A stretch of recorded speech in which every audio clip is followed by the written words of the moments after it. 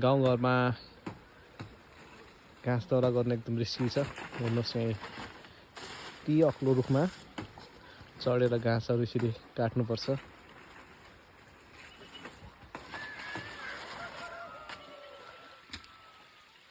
एकदम ब्यालेन्सको साथ गर्नुपर्छ। वान मिस्टेक ठुलो एक्सिडेन्ट हुनसक्छ।